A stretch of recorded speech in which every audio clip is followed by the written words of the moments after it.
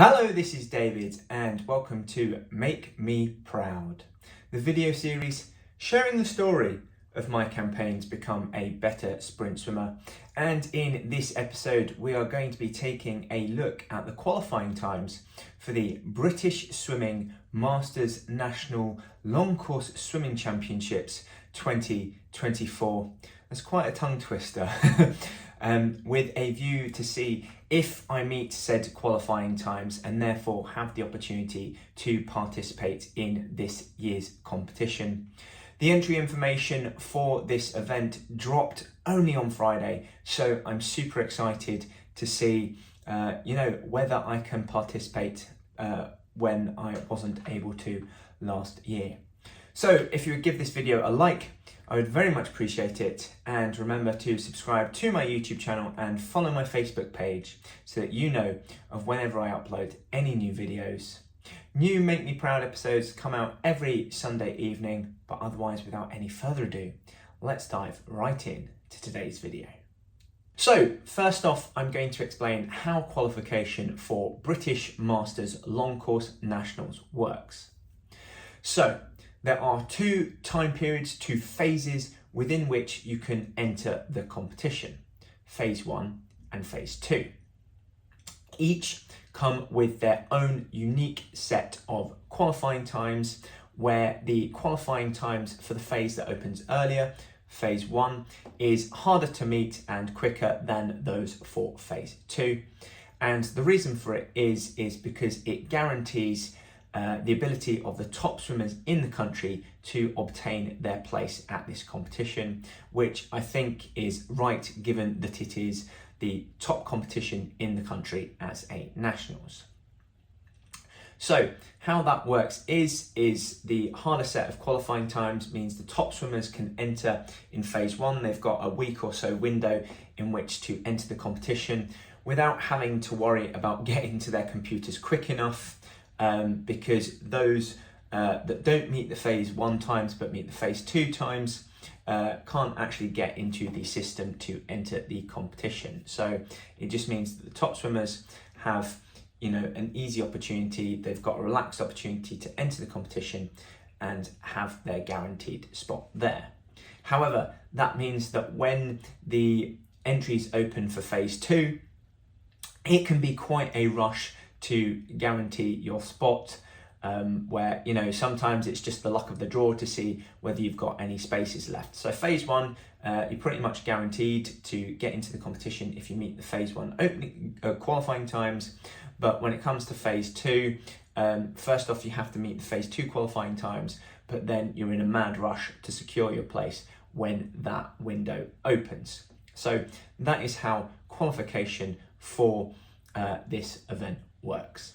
So which phase do I expect to be entering in which events?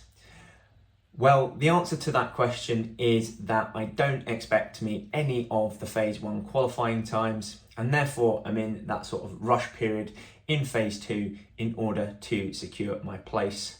This has been the case in previous years where I haven't met the phase 1 qualifying times, and I still expect that to be the case, because even though I've moved up an age bracket, I'm moving from the 25 to 29 age category to the 30 to 34 age category this year, and with that comes a relaxation in the strictness of the qualifying times.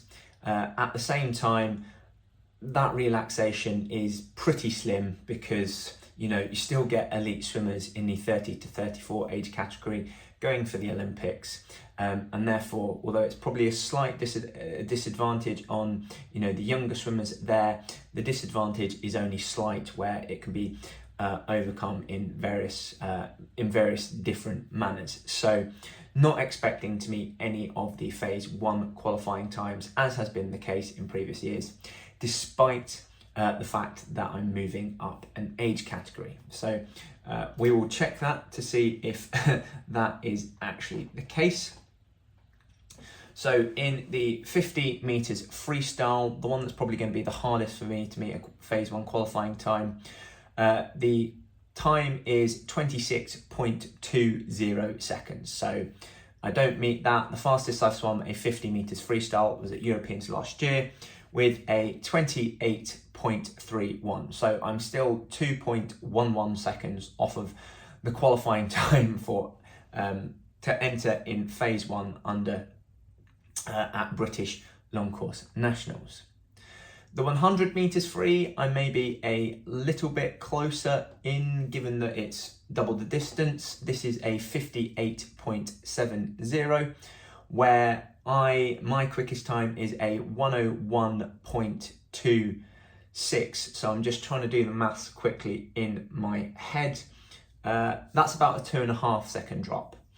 So yeah, is it 2.5 seconds or 3.5? So no, it's a 2.5 second drop. So, you know, I've only got a fractional bit more that I need to, total more that I need to drop off my 100 meters free time in comparison to my 50 meters free time in order to meet that phase one qualification time. So for the 50 free, it was 2.1 seconds, but for the 100 free, it was, 2.56 seconds that I need to drop off. So there's only a difference of 0.46 seconds there that I need to drop off. So I'd expect that I'd be able to meet the 100 meters phase one qualifying time sooner than the 50 meters free phase one qualification time. But nonetheless, I still do not meet the time and therefore cannot enter in phase one. 200 free is where things start to get a little bit more interesting, where the time is a 2:16. Now, I'm a little bit disappointed because I feel as though that's a time that I could have met at Europeans had I not been a muppet and gone out too fast, where the quickest that I've gone is a 2:18.47. However, if I'd paced myself a little bit better in that event, I might have been able to meet a 2:16. But again, the difference there is 2.47 seconds. So that's actually less than what I've got to knock off for my 100 meters freestyle time in order to qualify for phase one. So fact of the matter is that I think I'm really close to being able to enter under phase one for the 200 meters freestyle. I may be capable of that even right now, and just a little bit of practice on my event tactics will get me over the line. In that event. So exciting on that one to see that I'm actually quite close to a phase one qualifying time in the 200 meters freestyle. Then my final event of my repertoire is of course the 50 meters butterfly, and the qualifying time for this one in my age category is a 28.0. So the quickest I've gone is a 30.57, so 2.57 seconds off a qualifying time in the 50 meters fly.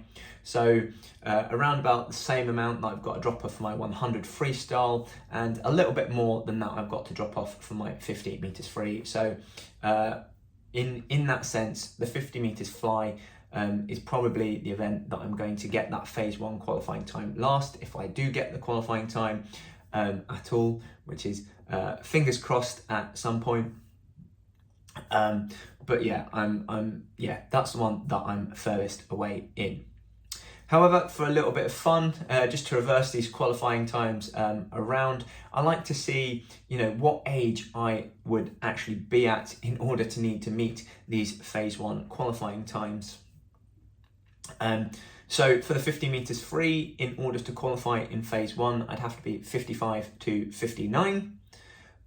For the for 100 freestyle, I'd only actually have to be in the 40 to 44 age group category. So again, that showcases that I'm pretty quick there. And that's similar for the 200 meters freestyle as well. I'd have to be between 40 to 44 for my current times to be worthy of a phase one entry.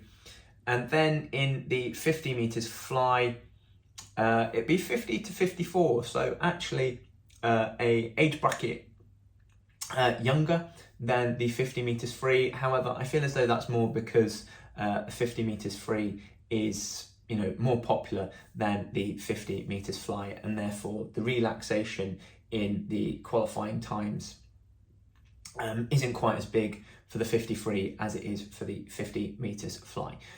Nonetheless, very interesting. I've still got a long wait to go until I can, use my current qualifying times. If I manage to keep my current standard swimming up, in the next decade, in a decade's time, I'll be able to enter the 100 and 200 meters freestyle in phase 1.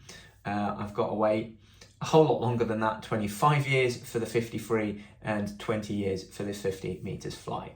So not really all that important for this year's competition. However, just a little bit of fun to see how long I'd have to wait with my current standard of swimming.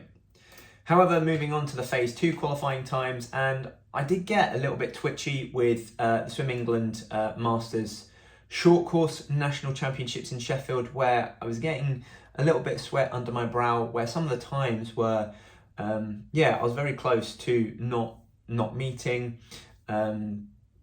So just be interested to see if that's the case. However, looking at them here, I think I'm still a bit safer in that regard. So the 50 meters free time is a 30.6, and I'm comfortably within that by over 2 seconds. So I've so long as I can get to my computer quick enough when phase 2 opens, I've booked my place in the 50 meters free. Similarly for the 100 free, 109.1. Yes, comfortably within that by nearly 8 seconds. So I'm cruising in that sense. 200 free, the qualifying time is a 2:37.5. So that's nearly 20 seconds. Nearly got 20 seconds on that one. So hopefully I'm hoping that I will get the 200 free as a bare minimum, even if all the others are taken up. I've got that one. However, most excitingly of all is this year I finally have a 50 meters butterfly qualifying time.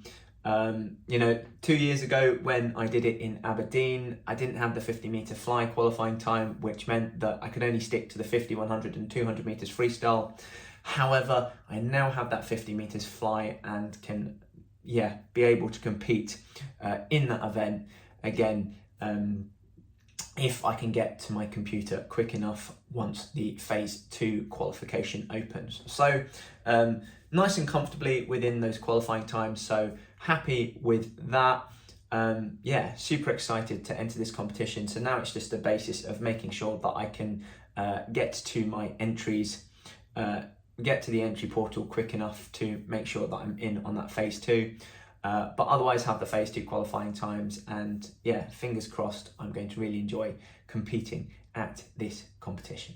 So that is it for today's video. However, let me know in the comment section, are you planning on competing at the British Masters Nationals Long Course Swimming Championships? Still quite the tongue twister. And if so, what events are you in? Do you meet the phase 1 and phase 2 qualifying times? Are you comfortably being able to competing it, or are you sweating it out a little bit differently? Are you a veteran at the event, or are you a newbie to the competition? I enjoy interacting with you guys and just listening to your swimming journeys. So please let me know down in the comments section as to what your plans are for this event this year. But otherwise, I've been David Westcough. Thank you very much for watching, and I'll see you again next time. Subscribe to my YouTube channel and follow my Facebook page so that you know of whenever I upload any new videos. Similarly, who else might enjoy this video? Please share in the swimming fun by either tagging them in the comments below or clicking on the share button. Otherwise, check out westcough.com.